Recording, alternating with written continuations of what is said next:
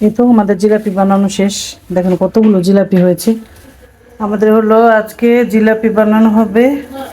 আর তাই জিলাপি বানানোর জন্য এখানে হচ্ছে বেসন, আর এটা কি ময়দা। ময়দা।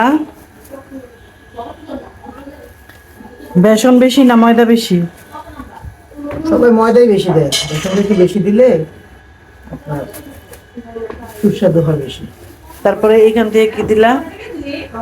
এটার নাম বলা যাবে না, এটা নাম হচ্ছে হাইড্রোস। এটা দেওয়া ঠিক না।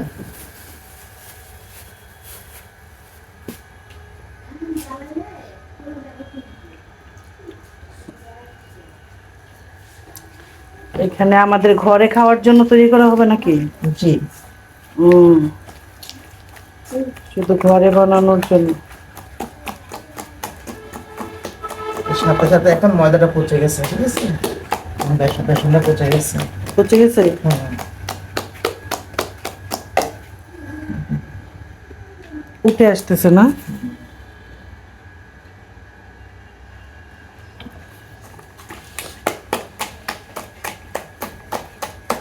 আজকে কি বুরিন্দা বানানো হবে? হবে।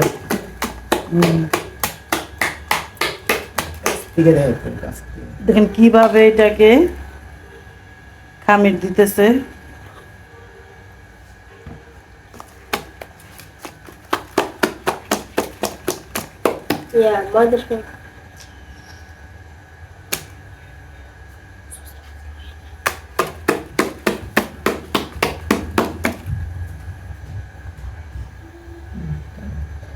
এখন আমাদের জিলাপি বানানোর জন্য এটা কি খামির রেডি হয়ে গেছে না?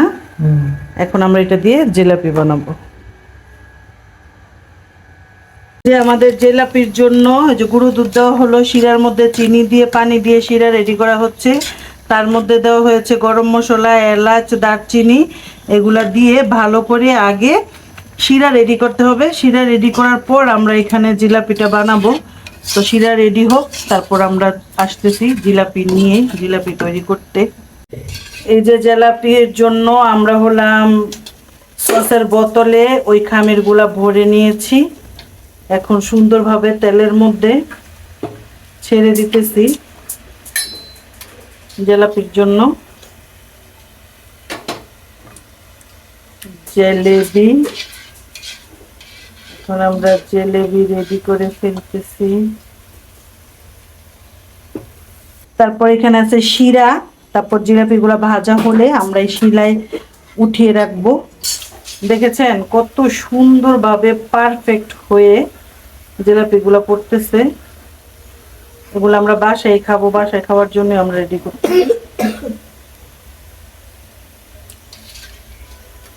পারফেক্ট হয়েছে, পারফেক্ট।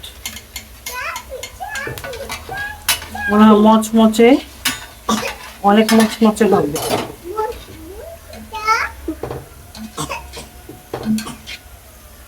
আপনারাও কিন্তু এইভাবে বানিয়ে নিতে পারেন, যেভাবে দেখালাম এভাবে যদি বানান তাহলে আপনাদের জিলাপিটাও এরকম মচমচে জিলাপি হবে। এই যে শিরা থেকে এখন জিলাপিগুলো তোলা হচ্ছে। এই যে অনেকগুলো জিলাপি বানানো হয়েছে। আর আমাদের জিলাপিগুলা কিন্তু আপনাদের দেখাই, দেখেছেন কেমন মচমচা হয়েছে?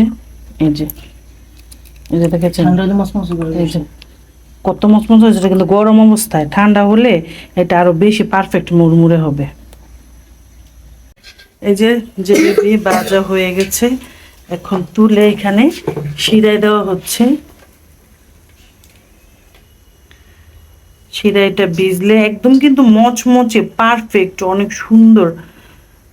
আর আমি যেভাবে দেখালাম এইভাবে বানাবেন, আপনারা এরকম মচমচে পারফেক্ট জিলাপি ঘরে তৈরি করতে পারবেন।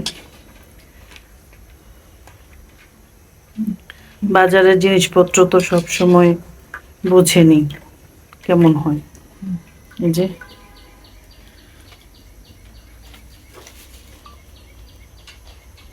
হয়ে গেল আমাদের জিলাপি।